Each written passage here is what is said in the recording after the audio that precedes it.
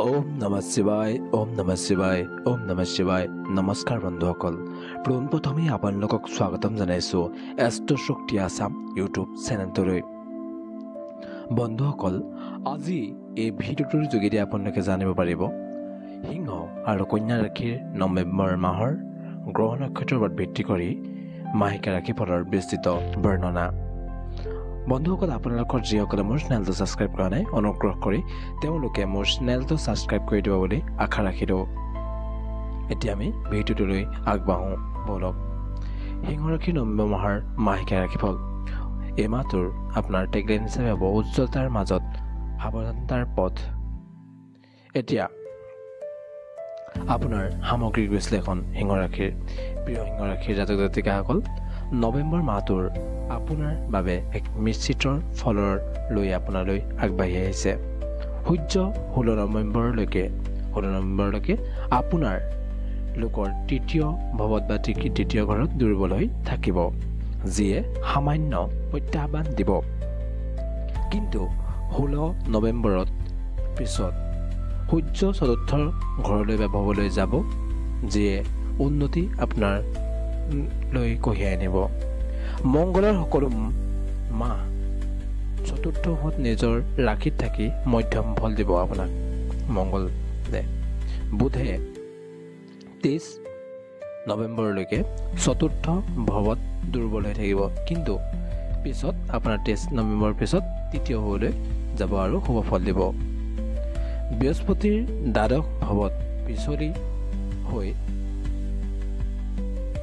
শুভতা কমিব আপোনাৰ পিছলৈ আপোনাৰ শুভতা কমিব শুক্ৰ সকলো মাহ শুভ ফল আপোনাৰ দিব এই মাহটোত শনি আৰু ৰাহুকেতু এই মাহটোত আপোনাৰ বাবে দুৰ্বল হৈ থাকিব আগৰ ভাগত অলপ সাৱধান হ'ব লাগিব এই মাহটোৰ আগত ভাগত অলপ সাৱধান হ'ব লাগিব পিছলৈ ভাগত আপোনাৰ উন্নতি আহিব যেনে ৰাজকীয় সিংহাৰ যুঁজত সফলতা এনেকুৱা ধৰণে আপুনি অনুভৱ কৰিব ব্যক্তিৰ জীৱনৰ ক্ষেত্ৰত কেনে হ'ব ব্যক্তিৰ জীৱনৰ ক্ষেত্ৰত আপোনাৰ মিশ্ৰিত ফল হ'ব শনিৰ দৃষ্টিয়ে দ্বিতীয় ভাৱত সাংসাৰিক সমস্যা আনিব পাৰে কিন্তু বুধৰ প্ৰভাৱে সাংসাৰিক সুখ বৃদ্ধি কৰিব আপোনাৰ ভাই ভনীৰ সৈতে মধ্যম সম্পৰ্ক হ'ব গৃহস্থালীত সামান্য অশান্তি কিন্তু বৃহস্পতিৰ দৃষ্টিয়ে সমাধান কৰিব সুদৃঢ়সকলৰ সৈতে ভ্ৰমণৰ সুযোগ যেনে সিংহৰ গৰ্জনত নতুন বন্ধুত্ব প্ৰেম আৰু দাম্পত্য জীৱনৰ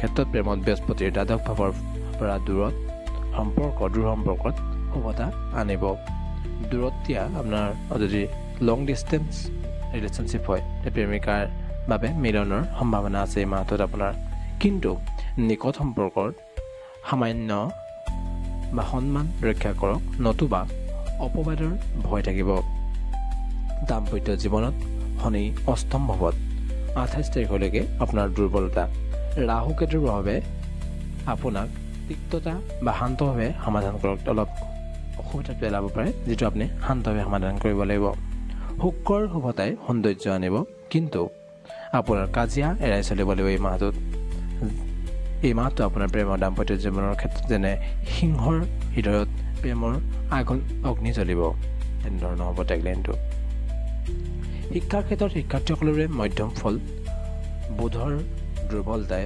মনোযোগ অৱহেলা কৰিব পাৰে কিন্তু 23 নৱেম্বৰৰ পিছত উন্নতি পৰীক্ষাত সফলতাভাৱে নিয়মিত আপুনি পঢ়া শুনা বজাই ৰাখক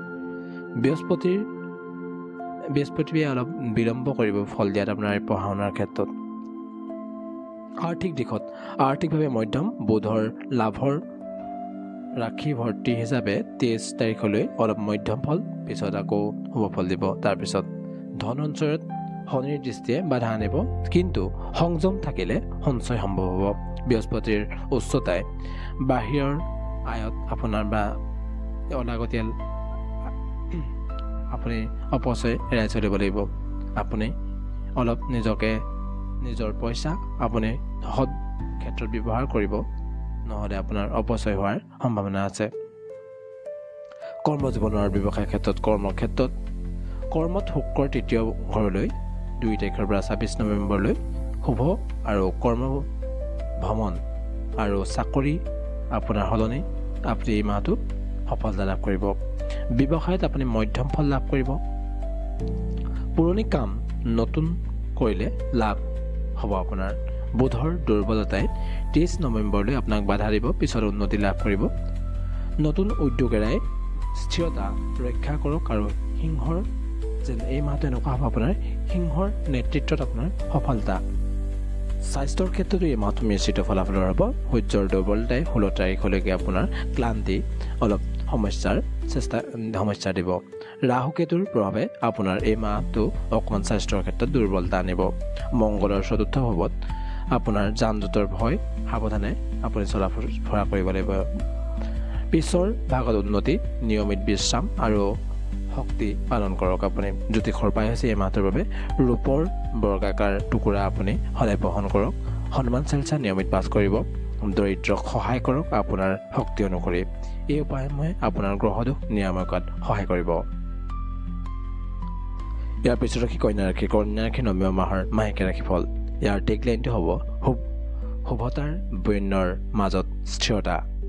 সামগ্ৰিক বিশ্লেষণ কেনেকুৱা হ'ব আপোনাৰ?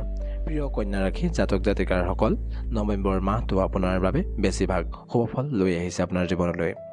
সূৰ্য 16 তাৰিখলৈকে দ্বিতীয় ভাৱত বা দ্বিতীয় ঘৰত থাকিব দুৰ্বল হৈ পিনে, কিন্তু পিছত আপোনাৰ তৃতীয় ভাৱত শক্তি দিব। মংগলৰ তৃতীয় ভাৱত নিজৰ ৰাশিত শুভ হ'ব। বুধ 23 তাৰিখলৈ তৃতীয় ভাৱত মধ্যম ফল দিব, পিছত আপোনাৰ উন্নত ফল দিব।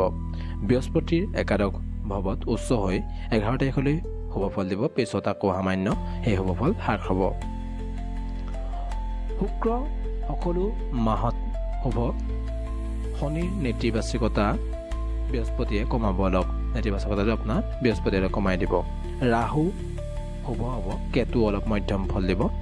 মাহজুৰি শুভতা যেনে কন্যাৰ বিশুদ্ধিত উজ্জ্বল ভৱিষ্যত, এনেকুৱা ধৰণৰ হ'ব। ব্যক্তি জীৱনৰ ক্ষেত্ৰত আপোনাৰ মিশ্ৰিত ফল দিব।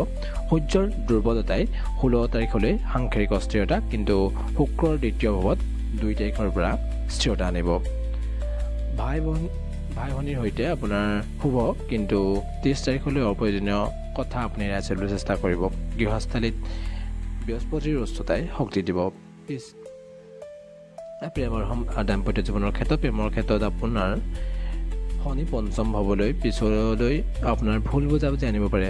এই শনি যেতিয়া পঞ্চম ভাৱলৈ আহিব, তেতিয়া আপুনি ভুল বুজাবুজি হ'ব পাৰে আপোনাৰ মাজত সম্পৰ্কৰ ক্ষেত্ৰত, কিন্তু বৃহস্পতিৰ দৃষ্টিয়ে এই ক্ষেত্ৰত আপোনাৰ সমাধান কৰিব।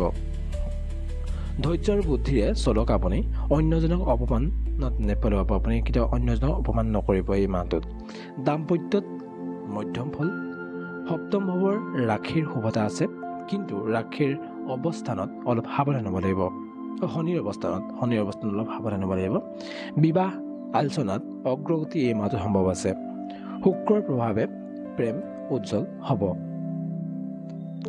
শিক্ষাৰ ক্ষেত্ৰত শিক্ষাত হ'ব। বৃহস্পতিৰ উচ্চতাই মনোযোগ বৃদ্ধি কৰিব। বুধৰ মধ্যমতা সম্যতা ফল হ'ব।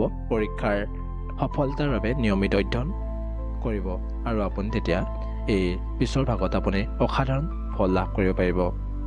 আৰ্থিক দিশত উজ্জ্বল। বৃহস্পতিৰ একাদশ ভাৱত উচ্চ হৈ আয় বৃদ্ধি কৰিব। বুধ কৰ্মভাৱৰ জৰিয়তে ৰাশিত মধ্যম ফল দিব, কিন্তু প্ৰচেষ্টা অনুসৰি ফল লাভ কৰিব। শুক্ৰৰ দ্বিতীয় ভাৱত 2 তাৰিখৰ পৰা 26 তাৰিখলৈ সঞ্চয়ত অলপ সহায় কৰিব। 16 তাৰিখলৈ সূৰ্যৰ দুৰ্বলতাই আপোনাক ধন অপচয় কৰিব, পিছত সঞ্চয় বৃদ্ধি পাব। লাভ স্থিৰ হ'ব।